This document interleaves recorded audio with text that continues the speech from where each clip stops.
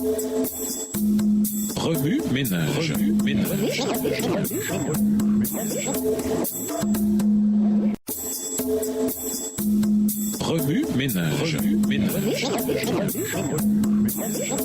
Bienvenue dans votre émission. Remue ménage. Nous voilà à la leçon de mardi. Investiguez. Lisons Luc 10, le verset 2, Luc 19, le verset 10, Matthieu 24, le verset 14, 2 Corinthiens 5, le verset 17 à 20, Psaume 67, Romains 10, les versets 13 à 15, Apocalypse 14, le verset 6, Acte 10, les versets 34 et 35 et Acte 1, le verset 8. Luc 10, verset 2. Il leur dit, la moisson est grande, mais il y a peu d'ouvriers. Priez donc le maître de la moisson d'envoyer des ouvriers dans sa mission. Luc 19, le verset 10, car le Fils de l'homme est venu chercher et sauver ceux qui étaient perdus. Matthieu 24, verset 14. Cette bonne nouvelle du royaume sera prêchée dans le monde entier pour servir de témoignage à toutes les nations, alors viendra la fin. 2 Corinthiens 5, les versets 17 à 20. Si quelqu'un est en Christ, il est une nouvelle créature. Les choses anciennes sont passées. Voici, toutes choses sont devenues nouvelles. Et tout cela vient de Dieu, qui nous a réconciliés avec lui par Christ et qui nous a donné le ministère de la réconciliation. Psaume 67. Au chef des chantes avec des instruments à cordes,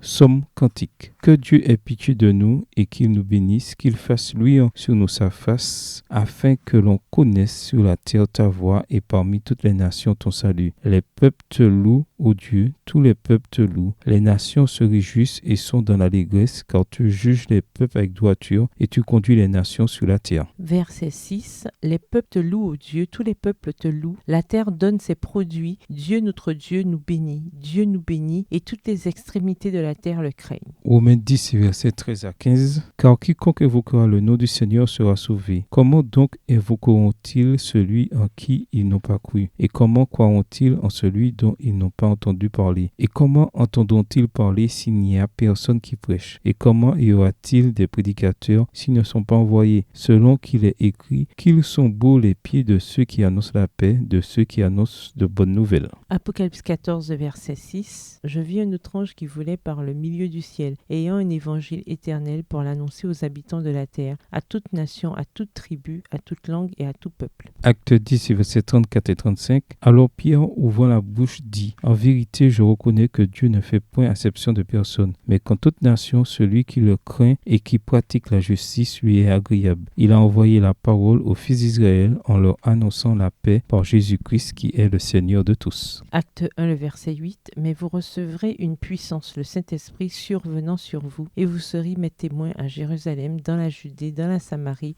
et jusqu'aux extrémités de la terre. Oui, Ménage, quelle relation ces versets ont-ils avec le passage principal? Quels autres versets aux promesses vous viennent à l'esprit en rapport avec Matthieu 28, les versets 19 et 20? Au revoir. Et à demain si Dieu veut. Remue ménage. Remue ménage.